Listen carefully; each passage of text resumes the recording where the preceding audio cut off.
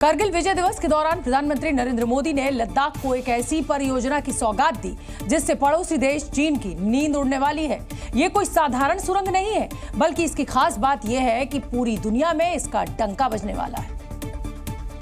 और पीएम मोदी ने लद्दाख में दुनिया के सबसे ऊंचे शिनकुला टनल परियोजना का पहला विस्फोट किया।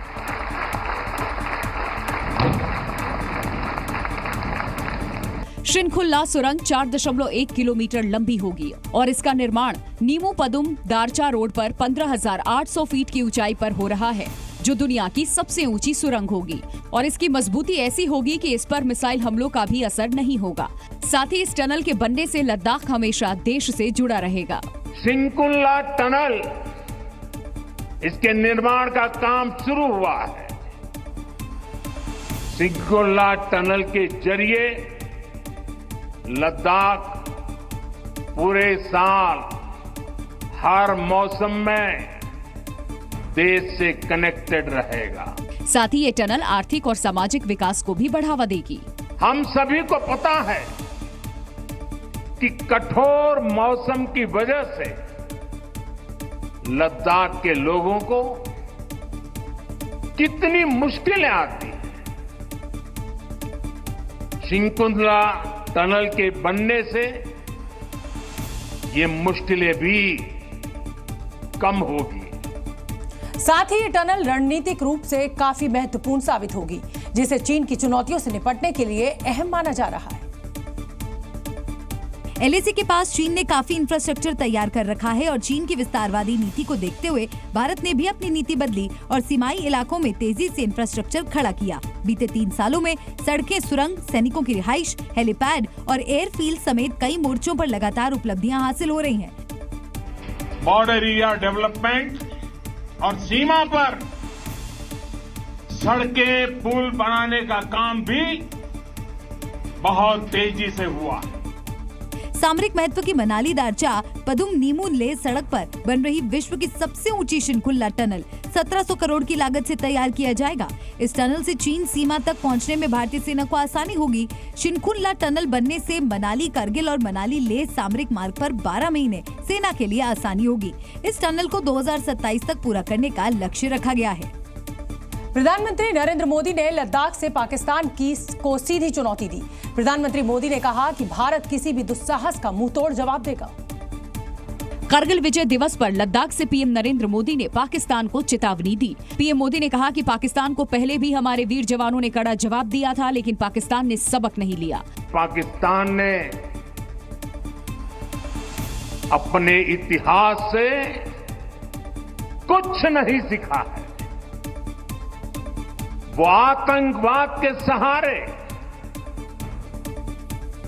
प्रॉक्सी वॉर के सहारे अपने आप को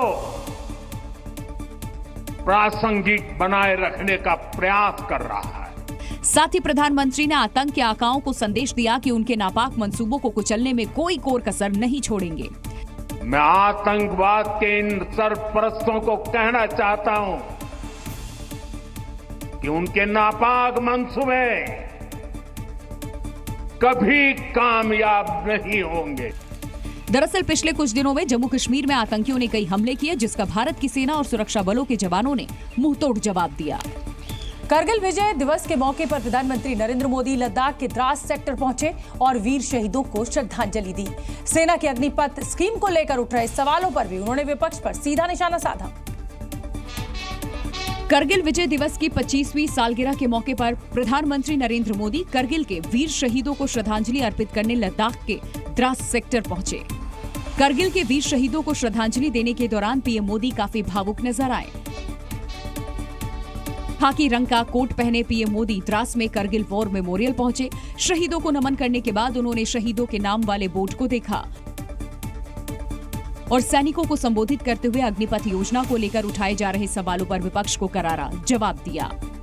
दुर्भाग्य से राष्ट्रीय सुरक्षा से जुड़े इतने संवेदनशील विषय को कुछ लोगों ने राजनीति का विषय बना दिया है।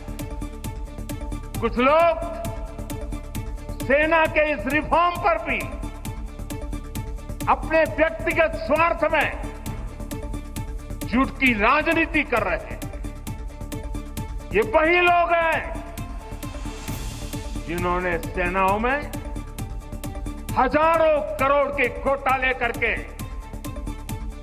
हमारी सेनाओं को कमजोर किया। साथ ही पीएम मोदी ने कहा कि सच्चाई ये है कि अग्निपथ योजना से देश की ताकत बढ़ेगी और देश का सामर्थ्यवान युवा भी मातृभूमि की रक्षा के लिए आगे आएगा। अग्निवीर योजना पर विपक्ष लगातार सवाल खड़े कर रहा है। लोकसभा चुनाव में भी विपक्ष इसे मुद्दा बना रहा है, लेकिन आज जब प्रधानमंत्री ने उनके सवालों का जवाब दिया तो विपक्ष ने भी पलटवार किया। कांग्रेस ने सरकार पर निशाना साधते हुए कहा कि अग्निवीर योजना के जरिए सरकार युवाओं के साथ धोखा कर रही है। 6 महीने की ट्रेनिंग के बाद इन अग्निवीर को सीमा पे खड़ा करना चीन और पाकिस्तान के सामने निर्दयता है, क्रूरता है और प्रधानमंत्री जी उसके दोषी होंगे। फिर 4 साल बाद रिटायर होने के बाद उनके जीवन का कोई यापन का साधन नहीं, पेंशन नहीं, सब कुछ साबित हो चुका है। तो वहीं बीजेपी ने जवाब देते हुए कहा कि कांग्रेस समेत दूसरे विरोधी दल युवाओं के मनोबल को तोड़ने का काम कर रहे हैं। आज हमारी फौज इतनी ताकतवर हुई, यशस्वी प्रधानमंत्री मोदी जी को उसका पूरा श्रेय जाता है। आज हमारी बिटिया भी फौज की तैयारी कर रही, तो ऐसे कितने बच्चों का मनोबल ये विपक्ष तोड़ रहा है। अग्निवीर योजना की शुरुआत 16 जून 2022 को की गई थी। इस योजना के तहत सेना में शामिल होने वाले जवानों को अग्निवीर के नाम से जाना जाता है। अग्निपथ योजना के तहत भर्ती होने वाले युवाओं का सेवा काल 4 साल का होता है। पश्चिम बंगाल की मुख्यमंत्री ममता बनर्जी नीति आयोग की बैठक में शामिल होंगी। दिल्ली रवाना होने से पहले ममता बनर्जी ने केंद्र सरकार पर बंगाल के साथ भेदभाव करने का आरोप लगाया और इसके लिए केंद्र सरकार को आड़े हाथों लिया। उन्होंने कहा कि बीजेपी नेताओं का रवैया ऐसा है कि वे बंगाल को बांटना चाहते हैं। Divide Bengal, to divide Bengal means divide our country India. We don't support this. Mamata Banerjee ने ये भी कहा कि बैठक के दौरान अगर उन्हें बोलने का मौका दिया जाएगा तो वो जरूर बोलेंगी, नहीं तो विरोध जताकर वापस आ जाएंगी। इस बैठक में झारखंड के मुख्यमंत्री हेमंत सोरेन भी शामिल होंगे। INDIA गठबंधन में शामिल ममता बनर्जी के बाद हेमंत सोरेन दूसरे मुख्यमंत्री हैं जिन्होंने नीति आयोग की बैठक में शामिल होने का फैसला किया। दरअसल इस बैठक में INDIA गठबंधन वाले कई राज्यों के मुख्यमंत्रियों ने आने से इनकार कर दिया, जिनमें पंजाब, हिमाचल प्रदेश, तेलंगाना और कर्नाटक के मुख्यमंत्री शामिल हैं। नीति आयोग की 9वीं बैठक की अध्यक्षता प्रधानमंत्री नरेंद्र मोदी करेंगे। इस बैठक में राज्यों के CM, उपराज्यपाल शामिल होंगे। उत्तर प्रदेश में लोकसभा चुनाव में पार्टी के खराब प्रदर्शन के बाद लखनऊ से लेकर दिल्ली तक बीजेपी में मंथन का दौर जारी है। इस बीच उत्तर प्रदेश के मुख्यमंत्री योगी आदित्यनाथ भी दिल्ली पहुंच गए हैं। खबर है कि दिल्ली दौरे के दौरान सीएम योगी आदित्यनाथ की प्रधानमंत्री नरेंद्र मोदी से मुलाकात हो सकती है। जानकारी के मुताबिक सबसे पहले योगी आदित्यनाथ कल होने वाली नीति आयोग की गवर्निंग काउंसिल की बैठक में शामिल होंगे। इस बैठक में प्रदेश के दोनों उप मुख्यमंत्री केशव प्रसाद मौर्य और ब्रजेश पाठक के भी शामिल होने की खबर है, लेकिन वो अलग आएंगे।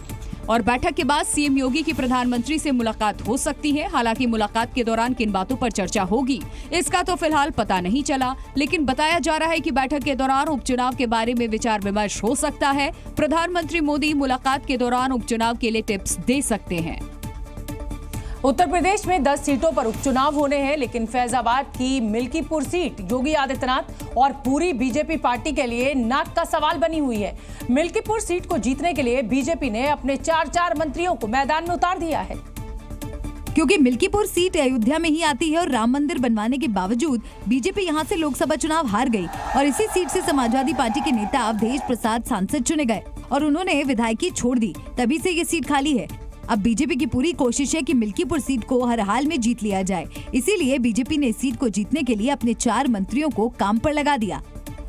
बीजेपी ने कृषि मंत्री सूर्य प्रताप शाही, संसदीय कार्य मंत्री मयंकेश्वर सिंह, खेल मंत्री गिरीश यादव और खाद्य रसद मंत्री सतीश शर्मा को इस सीट पर चुनाव जिताने की जिम्मेदारी सौंपी है। जिम्मेदारी मिलते ही सभी 4 मंत्री एक्टिव भी नजर आए और सभी अयोध्या पहुंच गए। इस दौरान अयोध्या से लेकर चुनाव हारने वाले पूर्व सांसद लल्लू सिंह से भी योगी के 4 मंत्रियों ने मुलाकात की और हार की वजह जानी। और इसके बाद उत्तर प्रदेश के कृषि मंत्री सूर्य प्रताप शाही ने एक बड़ा ऐलान कर डाला। सूर्य प्रताप शाही ने कहा कि अयोध्या की हार दुखद है, लेकिन हम मिल्कीपुर सीट हर हाल में जीतेंगे। और कृषि मंत्री सूर्य प्रताप शाही ने समाजवादी पार्टी और कांग्रेस पर भी निशाना साधा। बीजेपी की हार पर सूर्य प्रताप शाही ने कहा कि विपक्ष ने अयोध्या की जनता को गुमराह किया। मोदी सरकार संविधान बदल देगी ऐसी झूठी अफवाहें फैलाई गईं और इसी वजह से बीजेपी को नुकसान हुआ और बीजेपी फैजाबाद सीट नहीं जीत पाई। सूर्य प्रताप शाही ने कहा कि हमारा संविधान बदलने का इरादा नहीं है और जनता हमें जान गई है और इस बार जनता अफवाह फैलाने वालों को जवाब देगी। ये सिर्फ गफलत पैदा करने की कोशिश हुई है और वो हम साफ करेंगे जनता को। पार्लियामेंट की चर्चाओं में बहुत सारी चीजें इधर साफ हुई हैं। समाजवादी पार्टी के अध्यक्ष अखिलेश यादव और उत्तर प्रदेश के उप मुख्यमंत्री केशव प्रसाद मौर्य में वार पलटवार का दौर जारी है। अखिलेश यादव ने केशव प्रसाद मौर्य के बहाने आज फिर योगी सरकार पर हमला बोल दिया और यूपी के डिप्टी सीएम केशव प्रसाद मौर्य को मोहरा बता दिया। इस बयान के जरिए अखिलेश यादव ने बीजेपी के अंदर चल रही मतभेद की खबरों पर कटाक्ष किया। कुछ लोग मोहरा बन गए हैं, वो मोहरा हैं, दिल्ली के वाईफाई के वो पासवर्ड हैं। आप समझ गए हो कौन मोहरा है? सुनने में आया कि मौर्य जी मोहरा हैं, दिल्ली के वाईफाई के पासवर्ड हैं। अखिलेश यादव के बयान पर उत्तर प्रदेश के डिप्टी सीएम केशव प्रसाद मौर्य ने पलटवार किया। उन्होंने सोशल मीडिया प्लेटफॉर्म पर एक पोस्ट शेयर किया जिसमें उन्होंने लिखा कि कांग्रेस का मोहरा बन चुके अखिलेश यादव बीजेपी को लेकर गलतफहमी पालने, अति पिछड़ों को निशाना बनाने, अपमान करने की जगह समाजवादी पार्टी को समाप्त होने से बचाने पर ध्यान दें। इसके साथ ही केशव प्रसाद मौर्य ने दावा किया कि बीजेपी 2027 में 2017 दोहराएगी। कमल खिला है, खिलेगा और खिलता रहेगा। समाजवादी पार्टी के बागी विधायकों की सदस्यता रद्द करवाने के लिए अखिलेश यादव ने कवायद शुरू कर दी। सूत्रों के मुताबिक समाजवादी पार्टी के बागी विधायकों के खिलाफ सबूत इकट्ठा करने में जुटी है ताकि उनके खिलाफ कार्रवाई की जा सके। खबर है कि सबूत इकट्ठा होने के बाद पार्टी उन बागी विधायकों की सदस्यता खत्म करने के लिए विधानसभा अध्यक्ष को आवेदन दे सकती है। सूत्रों के मुताबिक अखिलेश यादव राज्यसभा चुनाव के दौरान ऐन वक्त पर पाला बदलने वाले विधायकों से काफी खफा हैं और यही वजह है कि वो इन नेताओं की सदस्यता रद्द करवाने की कोशिश में है। जानकारी के मुताबिक राज्यसभा चुनाव के दौरान कई विधायकों पर क्रॉस वोटिंग का आरोप लगा था, जिनमें मनोज पांडे, अभय सिंह, राकेश प्रताप सिंह, विनोद चतुर्वेदी, पूजा पाल, राकेश पांडे, आशुतोष मौर्य का नाम शामिल है। बागी विधायकों का दल बदल विरोधी कानून के आधार पर सदस्यता खत्म कराने के लिए समाजवादी पार्टी तैयारी कर रही है। सूत्रों के मुताबिक समाजवादी पार्टी सुप्रीम कोर्ट जाने की भी तैयारी में है। कांग्रेस सांसद और लोकसभा में विपक्ष के नेता राहुल गांधी उत्तर प्रदेश के सुल्तानपुर में एमपी एमएलए कोर्ट में पेश हुए।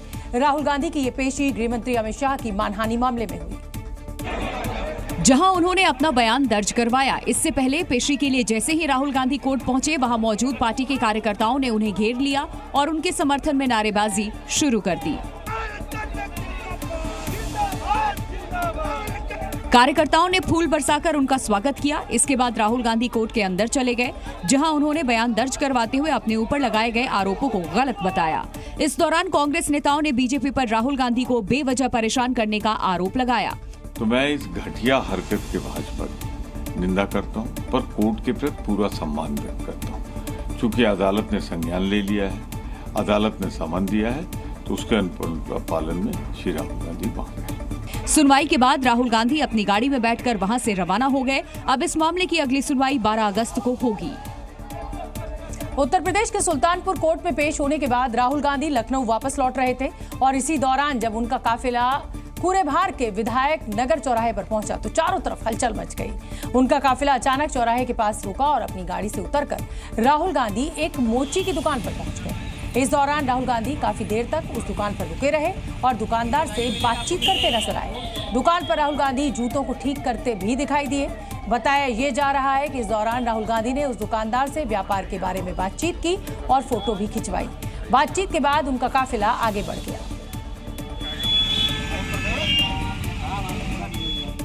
अगली खबर का रुख करेंगे। कांवड़ यात्रा रूट पर नेम प्लेट लगाने वाले मामले में यूपी, उत्तराखंड और मध्य प्रदेश सरकार को एक बार फिर सुप्रीम कोर्ट से राहत नहीं मिली। सुप्रीम कोर्ट ने साफ किया है कि नाम लिखने पर रोक लगाने वाला अंतरिम आदेश जारी रहेगा। सुप्रीम कोर्ट ने यूपी, उत्तराखंड और मध्य प्रदेश सरकार को सख्त आदेश दिया कि किसी दुकानदार को जबरन दुकान के बाहर नाम लिखने के लिए मजबूर न करे। अदालत ने कहा कि अगर कोई दुकानदार अपनी मर्जी से दुकान के बाहर अपना नाम लिखना चाहता है तो उसे हम नहीं रोकेंगे। कोर्ट ने कहा कि हमारा आदेश है कि किसी भी दुकानदार को नाम लिखने के लिए मजबूर न किया जाए। इस मामले की अगली सुनवाई अब 5 अगस्त को होगी। कोर्ट ने उत्तराखंड और मध्य प्रदेश सरकार को जवाब दाखिल करने के लिए 1 हफ्ते का वक्त दिया है। हालांकि उत्तर प्रदेश सरकार की तरफ से आज सुप्रीम कोर्ट में अपना जवाब दाखिल किया गया। यूपी सरकार ने एक हलफनामा दायर किया जिसमें दुकान के बाहर दुकानदारों का नाम लिखवाने के पीछे सरकार ने कई वजह गिनवाई।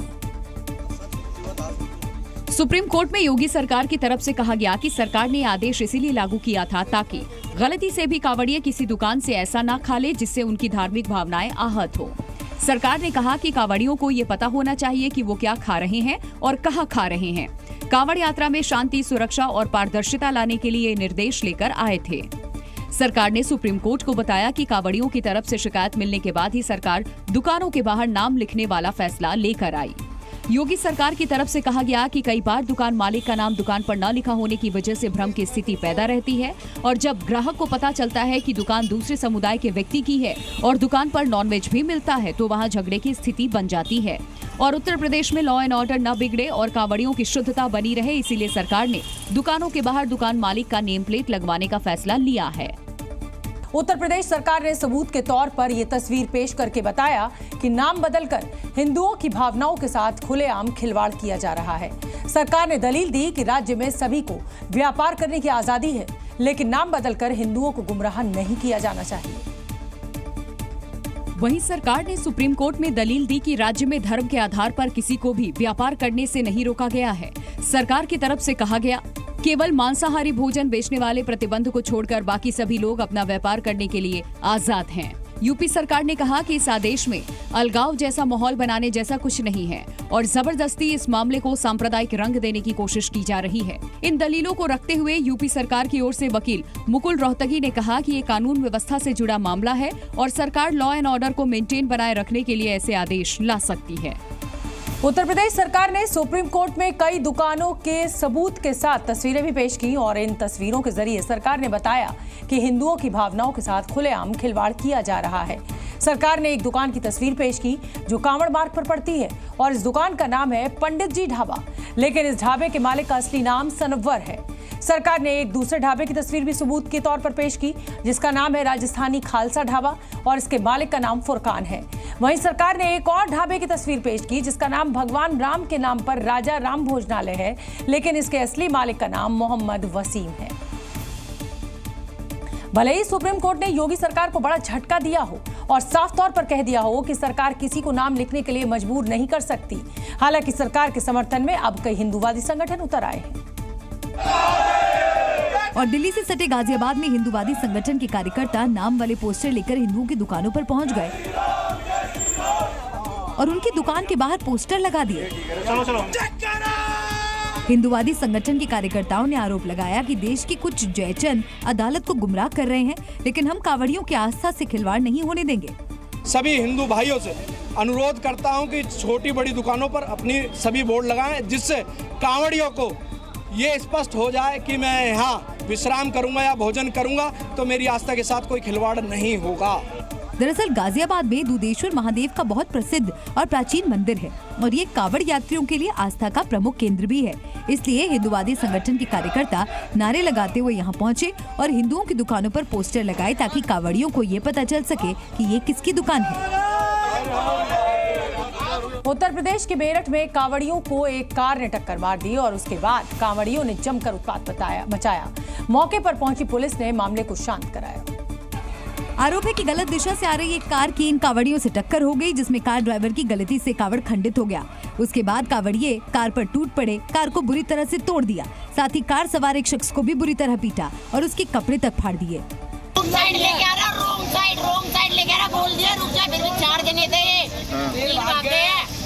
कार में 4 लोग सवार थे। कांवड़ियों ने जैसे ही डंडे बरसाने शुरू किए, 3 युवक उतरकर भाग निकले, जबकि एक शख्स की बुरी तरह पिटाई कर दी गई। एक गाड़ी रॉन्ग साइड से ऊपर की तरफ जा रही थी, वहाँ पर उससे दूसरी साइड जा रही थी तो उनकी गाड़ी टच हो गई थी, जिसके बाद इनकी आपस में झड़प हुई थी और उनके जो गाड़ी चालक थे उनके शीशे तोड़ दिए गए थे। पुलिस के मुताबिक बाद में दोनों पक्षों में सुलह हो गई और मामला शांत कराया गया। बलिया पुलिस का वसूली कांड इस समय पूरे उत्तर प्रदेश में चर्चा का विषय बना हुआ है। ट्रकों से अवैध वसूली के मामले में योगी सरकार ने अब एक्शन लेते हुए पूरी की पूरी चौकी को सस्पेंड कर दिया और एसएसपी और एसपी को भी हटा दिया गया।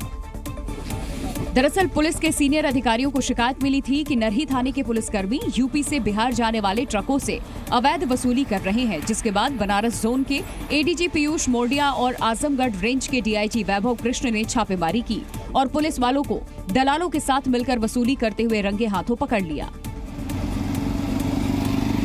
सूचना मिल रही थी कि वहाँ पे ट्रकों से वसूली की जाती है, पुलिस कर्मी उसमें संलिप्त हैं। उसकी पहले रैकी की गई एडीजी जोन बनारस सर द्वारा और मेरे द्वारा संयुक्त रूप से, और फिर उसे अच्छे से प्लान करके उसमें रेड की गई।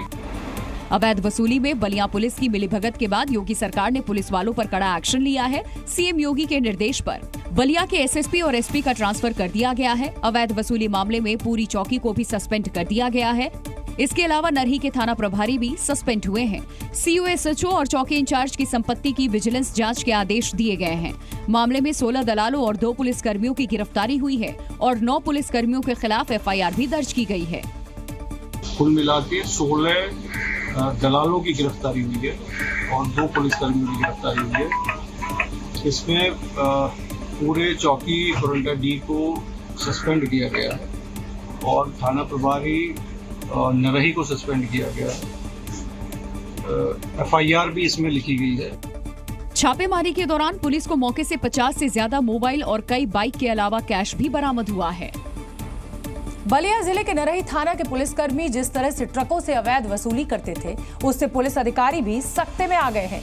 जी मीडिया की टीम नरही थाने की उस भरौली पोस्ट पर पहुंची जहां अवैध वसूली का ये पूरा का पूरा गोरख धंधा चल रहा था। और पुलिसकर्मी दलाल मिलकर के यूपी से बिहार जाने वाले ट्रकों से अवैध वसूली कर रहे थे। इसी भरौली पोस्ट पर बनारस के एडीजी और आजमगढ़ रेंज के डीआईजी वैभव कृष्ण ने छापेमारी की कार्रवाई की थी। जी मीडिया की टीम ने जब यहां से गुजर रहे एक ट्रक के ड्राइवर से बात की तो उसने बताया कि पुलिस वाले और दलाल मिलकर उनसे 500 रुपए वसूलते थे। कितना वसूलते थे पुलिस वाले? तो पुलिस वाले वसूलते थे या उनके दलाल? दलाल भी थे, पुलिस वाले। बिहार और यूपी की भरौली पोस्ट से हर रात सीमा से करीब 1000 ट्रक गुजरते थे। इस दौरान ड्राइवर से 500 रुपए की वसूली की जाती थी। अगर इस अवैध वसूली को महीनों के हिसाब से देखा जाए तो बलिया के पुलिसकर्मी हर महीने करोड़ों रुपए की वसूली करते थे। 500 रुपए प्रति ट्रक से ये वसूली करते थे। 1000 ट्रकें यहाँ से गुजरती थी। 5 लाख रुपए हर दिन यहाँ से कमाई होती थी। यानी अगर महीने का देखा जाए तो तकरीबन 1.5 करोड़ की अवैध वसूली महज एक नरही थाने से हुआ करती थी। मुरादाबाद में ब्यूटी एकेडमी की आड़ में धर्मांतरण का खेल खेलने वाले आरोपियों पर अब शिकंजा कसा गया है। पुलिस ने इस मामले में बड़ी कार्रवाई की है। और लक्मे एकेडमी की मालकिन रक्षंदा खान और उसके पति शहनवाज को पुलिस ने गिरफ्तार कर जेल भेज दिया। दोनों पर धर्मांतरण करने के लिए उकसाने का आरोप है। इससे पहले पुलिस ने जांच कर इंस्टीट्यूट को सील कर दिया था। दरअसल कुछ दिन पहले बजरंग दल और पीड़ित छात्र छात्राओं ने रक्षंदा खान के खिलाफ उसकी एकेडमी के बाहर विरोध प्रदर्शन किया था और हनुमान चालीसा का पाठ करते हुए लक्मे एकेडमी के बाहर पुतला जलाया था। दरअसल छात्राओं ने पुलिस से इसकी शिकायत की थी और आरोप लगाया था कि एकेडमी की डायरेक्टर उन्हें इस्लाम धर्म कैसा है और उसकी खूबियों के बारे में जानने के लिए कहती थी। साथ ही इस्लाम धर्म में शादी के लिए दबाव बनाने और ब्रेन वॉश करने की कोशिश करती थी। भारत समेत पूरी दुनिया पर कार्बन डाइऑक्साइड के बादल मंडरा रहे हैं, जिसके अमेरिकी अंतरिक्ष एजेंसी नासा ने उसका नक्शा भी पेश किया है। और नासा ने सुपर कंप्यूटर से तैयार किया एक नया हाई रेजोल्यूशन मॉडल जारी किया, जिसमें पूरी दुनिया में कार्बन डाइऑक्साइड के स्तर को देखा जा सकता है। इस मॉडल को नासा की साइंटिफिक विजुअलाइजेशन स्टूडियो ने तैयार किया है, जिसमें दावा किया गया है कि दुनिया भर के ऊपर कार्बन डाइऑक्साइड के खतरनाक बादल मंडरा रहे हैं। जनवरी से मार्च 2020 तक कार्बन डाइऑक्साइड के बढ़ते लेवल की जानकारी देता है। इस मॉडल को देखने पर साफ पता चलता है कि चीन, अमेरिका और साउथ एशिया में कार्बन डाइऑक्साइड का अधिकतर उत्सर्जन पावर प्लांट, इंडस्ट्री और गाड़ियों से पैदा होता है। वहीं अफ्रीका और दक्षिण अमेरिका जैसे देशों में ये आग लगने की वजह से पैदा होता है। इस मॉडल को तब तैयार किया गया है जब दुनिया भर में कार्बन डाइऑक्साइड का स्तर लगातार बढ़ता जा रहा है और इसकी वजह से धरती और गर्म हो रही है। नासा की रिपोर्ट के मुताबिक 1850 में ग्लोबल रिकॉर्ड रखना शुरू करने के बाद अब तक में 2023 सबसे गर्म साल रहा। चीन के अंतरिक्ष वैज्ञानिकों को चंद्रमा से लाई गई मिट्टी में पानी के निशान मिले हैं। CAS यानी चाइनीज एकेडमी ऑफ साइंसेज के मुताबिक चांग E5 अंतरिक्ष अभियान के तहत चांद से मिट्टी और चट्टानों के नमूने लाए गए थे, जिनके परीक्षण के बाद मिट्टी में पानी के कण मिले। बताया गया कि ये खोज चीन के चांग E5 मिशन के माध्यम से संभव हो पाया। जिसने 2020 में चांद से मिट्टी के नमूने पृथ्वी पर भेजे थे। चांगी 5 चीन का एक महत्वपूर्ण चंद्र मिशन है, जिसने दिसंबर 2020 में चांद की सतह से मिट्टी और चट्टानों के नमूने इकट्ठा किए थे। परीक्षण के बाद CAS ने दावा किया कि मिट्टी के नमूनों में आणविक जल से युक्त खनिज पाए गए। चंद्रमा से लाई गई मिट्टी में पानी के निशान मिलने के बाद चीनी नेटिजन्स ने चंद्रमा पर विभिन्न प्रकार की सब्जियां, फल और फूल उगाने की संभावना पर चर्चा शुरू कर दी। चीन के चांगी 5 मिशन की ओर से चांद की मिट्टी में पानी की खोज एक महत्वपूर्ण उपलब्धि है, जो न केवल वैज्ञानिक दृष्टिकोण से बल्कि अंतरिक्ष अन्वेषण के भविष्य के लिए भी बहुत महत्वपूर्ण है। इससे हमें चांद के बारे में और अधिक जानने और समझने का अवसर तो मिलेगा ही, साथ ही भविष्य के अंतरिक्ष अभियानों के लिए नई संभावनाएं भी खुलेंगी। हालांकि चांद को लेकर वैसे चीन ने आज जो बात जानी है उसे भारत ने कई सालों पहले ही बता दिया था। अब चीन ने हाल में अंतरिक्ष मिशन में एक बड़ी कामयाबी हासिल की है, जिसके मुताबिक उसने खोजा है कि चांद की मिट्टी में पानी है। दरअसल चीन के यान चांगी 5 चांद से मिट्टी लेकर आया था और परीक्षण के बाद चीन के वैज्ञानिकों ने दावा किया कि चांद से लाई गई मिट्टी के सैंपल्स में पानी के कण हैं। इसके बाद चीन में चंद्रमा पर विभिन्न प्रकार की सब्जियां, फल और फूल उगाने की संभावना पर चर्चा ने जोर पकड़ लिया। चीन ने दावा किया है कि मानव इतिहास में पहली बार उन्हें चांद पर जो मिट्टी मिली है उसमें एक अलग तरह के मॉलिक्यूलर स्ट्रक्चर का पता चलता है। वैज्ञानिकों ने बताया कि पानी के मॉलिक्यूल्स चांद की ऊंचाई वाले इलाकों के साथ साथ उन क्षेत्रों में भी मौजूद है जहां पर सूरज की रोशनी पड़ती है। रिसर्च ये भी बताती है कि आने वाले समय में चांद पर वाटर रिसोर्सेज और जीवन की संभावनाएं बन सकती हैं। करीब 1.5 महीने से अंतरिक्ष में फंसी सुनीता विलियम्स कब वापस लौटेंगी, अभी तक इसकी तारीख तय नहीं हो पाई है। अमेरिकी अंतरिक्ष एजेंसी नासा ने जानकारी दी कि जून महीने से ही सुनीता विलियम्स और बुच विल्मोर अंतरिक्ष में फंसे हुए हैं। जिनकी वापसी कब होगी, इसकी अभी कोई जानकारी सामने नहीं आई। 5 जून को सुनीता विलियम्स अपने साथी बुच विल्मोर के साथ बोइंग स्टारलाइनर कैप्सूल से स्पेस स्टेशन में गई थी, लेकिन इस स्पेसक्राफ्ट में खराबी आने के बाद से वो वहीं फंस गई। 1.5 महीने से ज्यादा समय बीत गया, दोनों अब तक अंतरिक्ष में ही फंसे हुए हैं। नासा के अधिकारियों के मुताबिक उन दोनों को तब तक स्पेस में रहना पड़ेगा जब तक कोई इंजीनियर मिलकर बोइंग कैप्सूल की समस्या को खत्म कर अपना काम पूरा नहीं कर लेते। जानकारी के मुताबिक मिशन मैनेजर अभी उन दोनों की वापसी की तारीख को लेकर किसी भी तरह की घोषणा करने के लिए तैयार नहीं है। सुनीता विलियम्स और बुच विल्मोर बोइंग के नए स्टारलाइनर कैप्सूल में सवार होने वाले पहले व्यक्ति हैं जो पिछले महीने ही शुरुआत में अंतरिक्ष में गए थे। स्पेस स्टेशन से जुड़ने से पहले उन्हें हीलियम लीक और थ्रस्टर में खराबी का सामना करना पड़ा था और बताया गया कि इस खराबी ने उनकी वापसी को पटरी से उतार दिया। रूस और चीन से बढ़ते तनाव के बीच अमेरिका अपनी ताकत को बढ़ाने में जुटा है। अमेरिका अपने सभी फाइटर जेट्स में माको हाइपरसोनिक मिसाइल लगाने जा रहा है और ये ऐसी मिसाइल है कि इसे रूस, चीन, ईरान और उत्तर कोरिया का एयर डिफेंस सिस्टम भी नहीं रोक पाएगा। ये मिसाइल समंदर से हवा में और आसमान से जमीन पर मार करने में सक्षम है और इसीलिए इस मिसाइल को मल्टी मिशन वेपन भी कहा जा रहा है। हैरानी इस बात की है कि अमेरिका ने इसे अपने सभी फाइटर जेट्स, बम वर्षक विमानों में लगाकर टेस्ट कर लिया है। माको मिसाइल F-18 सुपर हॉर्नेट में लग सकती है, वहीं F-15 में भी इसे लगाया जाना है। F-22 रैप्टर और F-35 लाइटनिंग 2 में भी ये मिसाइल लग सकती है। इसके अलावा इसे अमेरिका के B-1B, B-52, B-21 बॉम्बर में भी लगाया जाना है। मतलब ये है कि ये अत्याधुनिक खतरनाक मिसाइल अमेरिका के 4थी पीढ़ी के फाइटर जेट से लेकर 5वीं पीढ़ी और 6ठी पीढ़ी के स्टेल्थ फाइटर एयरक्राफ्ट में लगाई जाएगी। और इस मिसाइल के सभी फाइटर जेट्स में लगते ही अमेरिकी एयरफोर्स की ताकत कई गुना बढ़ जाएगी, क्योंकि माको मिसाइल में ऐसी कई खूबियां हैं जो दूसरी मिसाइल से इसे अलग बनाती हैं।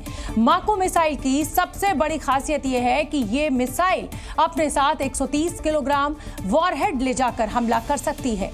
13 फीट लंबी और 13 इंच व्यास वाली इस मिसाइल में सॉलिड रॉकेट मोटर लगा है जो इसे 6200 किलोमीटर प्रति घंटा की रफ्तार देता है।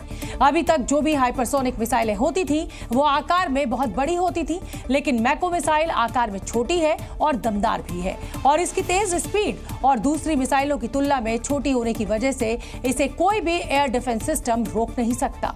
मैको मिसाइल के जरिए अमेरिका, रूस और चीन के प्रशांत महासागर में मौजूद हथियारों और यंत्रों को तबाह कर सकता है। इस मिसाइल को अमेरिका की लॉकहीड मार्टिन ने विकसित किया है और इस मिसाइल को एयरक्राफ्ट के अलावा लॉन्च ट्यूब से भी दागा जा सकता है। चीन अपनी परमाणु ऊर्जा महत्वाकांक्षाओं को हासिल करने की दिशा में एक कदम आगे बढ़ गया है।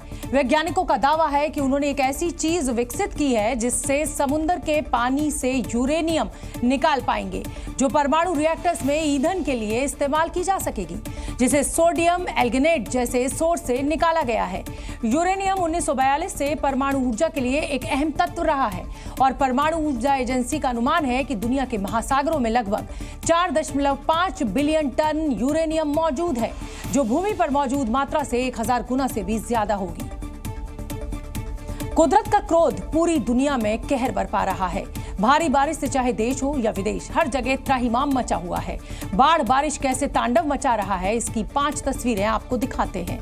उत्तराखंड में नदियां उफान पर हैं, तो वहीं बादल फटने से भी नदी नाले उफान पर बह रहे हैं।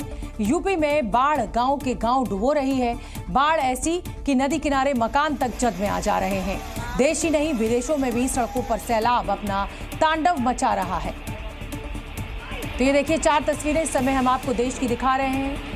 पुल बह गया है, यमुनोत्री में बादल फटा है, तो रुद्रप्रयाग, सूरत और ये फिलीपींस की तस्वीर भी हम आपको दिखा रहे हैं। तो ये सिर्फ देश में ही बाढ़ और बारिश का कहर नहीं है, दुनिया के कई देश इस समय बाढ़ और बारिश की चपेट में है। चीन में भी हालत बेहद खराब है और फिलीपींस की तस्वीर तो हम आपको दिखा ही रहे हैं। फिलीपींस में बाढ़ बारिश ने लोगों का जीवन मुश्किल बना दिया है। यहां बाढ़ और बारिश के बाद हालात इतने खराब हैं कि 35,000 लोग अपना घर छोड़कर राहत शिविर में रहने के लिए मजबूर हैं।